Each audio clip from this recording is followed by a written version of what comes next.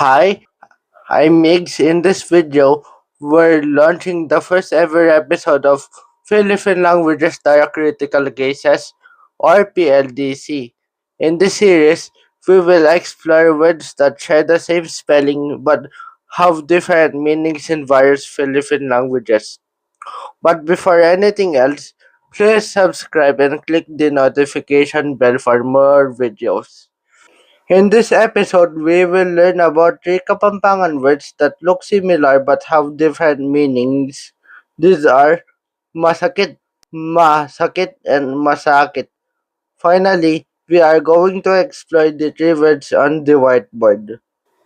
The first word is masakit, which means painful or hurt. An example would be, masakit magpatato, oning mas masakit pa silikwan na ako. This sentence translates to, it hurts to get a tattoo, but it hurts even more when she leaves me.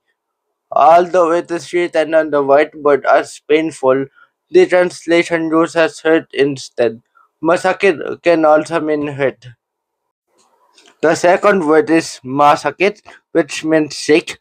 An example of this is masakit ko ngeni, eko lungob. This translates to I'm not feeling well today, so I will not go to work. Unlike masakit, which has no diacritical marks, masakit has a diacritical mark, specifically an acute accent on the first syllable. The third word is masakit, which means hard or difficult.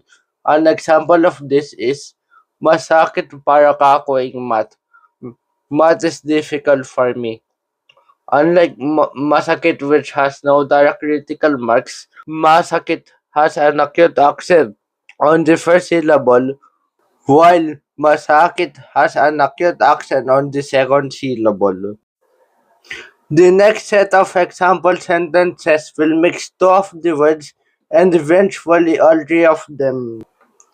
The first sentence in this set combines masakit and masakit. An example of these words used in a single sentence is masakit na kasi likwan ako. Ay ba't masakit ka pa panamdaman? This translates to you are already in pain because she left you and now you even have a fever. Does it sound like a tongue twister? Not yet? Then let's move on to the second sentence. The next sentence combines masakit and masakit. An example of this is, masakit yung katawan dapat ing masakit a decision yung mamiya kademon kay katamo. Which translates to, truth hurts but a difficult decision will give us freedom. How about this? Is it already a tongue twister? Not yet. Then I guess I need to give you one more sentence. The next sentence combines masakit and masakit. An example of this is masakit misip, pache masakit ka, which translates to it's difficult to think when you're sick. As you can see, we combined the two words with acute accent marks. Is it already a tongue twister? I guess not yet. Since I'm in the mood, I'll give you one final sentence. For the final sentence, I'll combine all three words in one sentence. Masakit at masakit gawang ali-aliwang bagay, patse masakit ka. This translates to it is painful and difficult to go on while feeling sick. This is the last sentence. I can no longer think of any more examples. Basically, that's all. I'd like to thank Mr. Ian M. Salenga, a passionate Kapampangan advocate, for helping me with the Kapampangan parts. Before I end this video, I'd like to greet you.